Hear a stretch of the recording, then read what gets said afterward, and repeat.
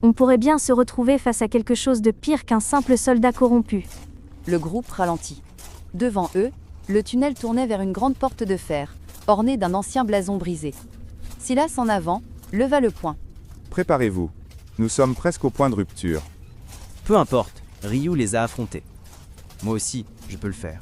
Le couloir de pierre résonnait des pas feutrés du groupe d'infiltration. L'air était lourd, saturé d'humidité et d'anciennes énergies. Le silence régnait, jusqu'à ce qu'un grondement sourd perce les profondeurs. Un fracas. Un cri étouffé. Puis des bruits de métal, de pas qui courent, d'un choc sourd contre un mur. Erika s'arrêta net. Ce n'était pas dans le tunnel, ça. La diversion a commencé. Un autre bruit monta, plus lointain mais clair, un cri de ralliement, suivi d'un corps de guerre oublié. Erwin murmura. Les rebelles attaquent les murs ouest. Juste comme prévu. Sauf que Morgan va réagir vite. Ils se battent. Pour nous laisser passer. On doit bouger maintenant.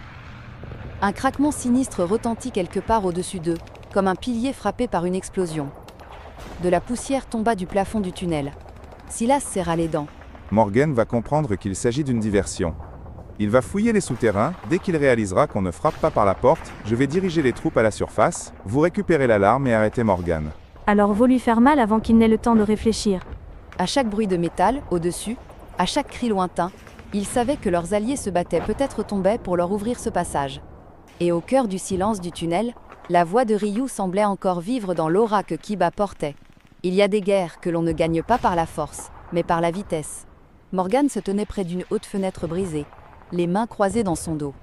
De là, il pouvait voir au loin les lueurs de bataille. Des torches vacillantes, des cris portés par le vent, et de la fumée qui montait des remparts ouest. Un soldat en armure sombre s'inclina derrière lui. Seigneur Morgan, l'attaque est confirmée. Un petit groupe rebelle tente une percée sur le flanc ouest. Nos hommes tiennent les murs. Morgan ne bougea pas tout de suite. Puis il sourit doucement, froidement. Les rats veulent sortir de leur trou. Ils pensent sans doute me surprendre avec une diversion pathétique. Il se retourna, et son regard s'attarda brièvement sur un coffret noir posé sur un piédestal non loin. Le coffret de la pierre sombre. Son sourire s'effaça un instant. L'homme en noir exagère toujours. Ce garçon, il croit vraiment qu'un gosse élevé par un monstre ailé peut changer le cours de l'histoire. Nous avons entendu des rumeurs, monseigneur. Un enfant avec des ailes. Ce ne sont que des rumeurs. Il s'approcha du coffret sans l'ouvrir. Sa main resta suspendue au-dessus. Je n'utiliserai pas cette horreur. Pas encore. Pas pour une bande de résistants brisés et un gamin qui joue au guerrier. Pas tant que je peux les écraser moi-même. Et si le garçon est là, je veux voir de mes propres yeux ce qu'il vaut sans son père pour